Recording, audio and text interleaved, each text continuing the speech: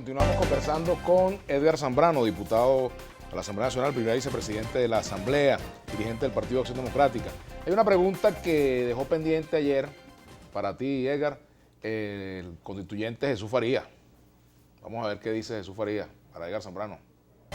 Tú, como venezolano, estás dispuesto, sin tapujos y sin ambigüedades, a condenar abiertamente la amenaza de invasión militar que ha hecho el gobierno de Donald Trump contra Venezuela. Se la ponemos mañana, y Edgar Zambrano. todos aquellos que se han sumado a eso, ¿estás dispuesto o no? No quiero ambigüedad, sí o no, una cosa muy clara en defensa de la patria. Mira, Farías, con quien compartimos en el Parlamento, un buen muchacho, inteligente, pero sin duda alguna que continúan encapsulados y no observan lo que está pasando en Venezuela.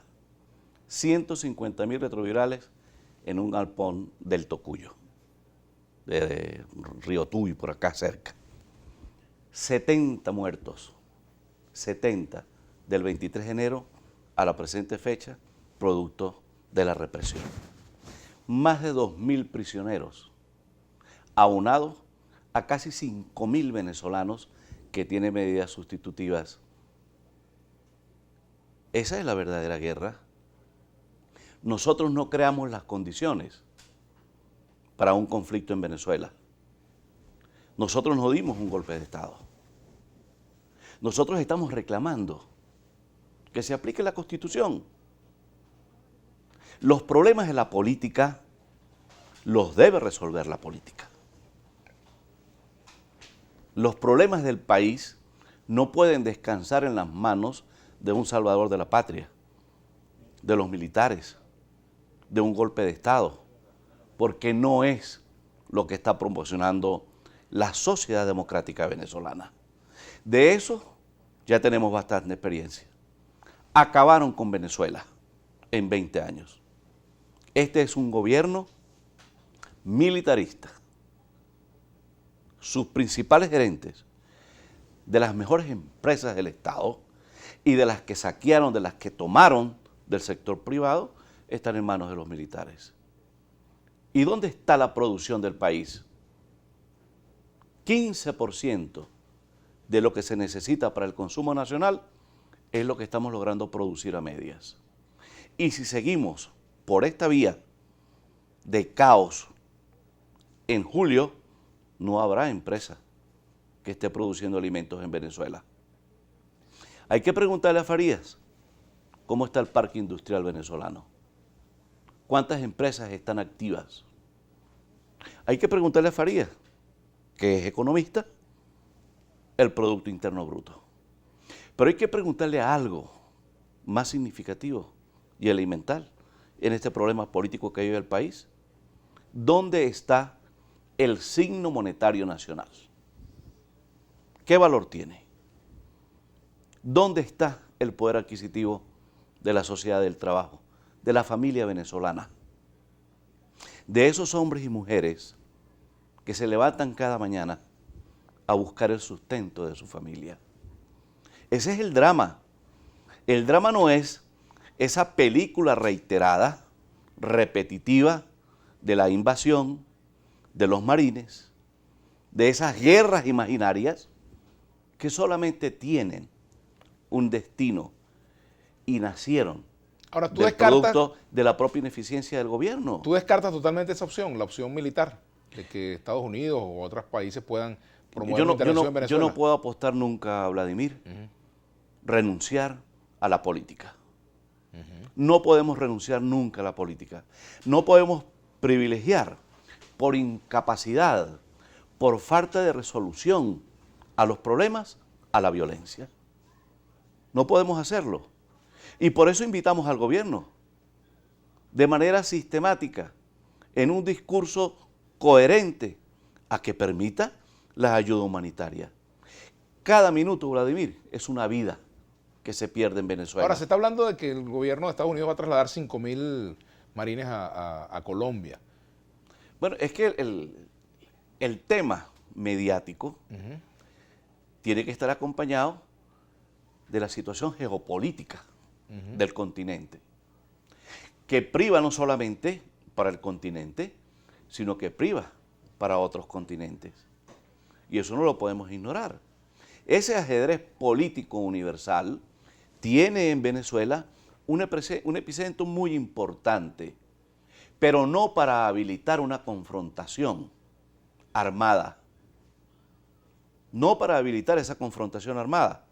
Ahora, un gobierno necio, un gobierno que se tapa, que se venda los ojos, un gobierno que niega la crisis que vive el país, pues tiene que asustarle todos estos anuncios de opciones que puedan manejar desde el punto de vista geopolítico otras naciones o presidentes de otras naciones.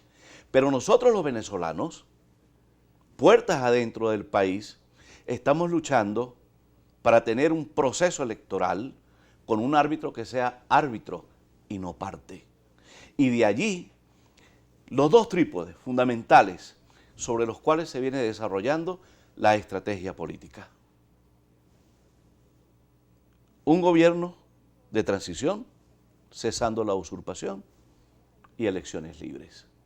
Pero por otro lado, puertas adentro del Parlamento, estructurar la unidad nacional de la policromía política del país, construir el banco de leyes necesarias para que se implementen inmediatamente, se inicie el proceso de transición en Venezuela. De esos temas se conversa entre gente del gobierno y de la oposición. ¿Se mantienen esos contactos o ya no hay contactos? Oficiales, semioficiales, extraoficiales.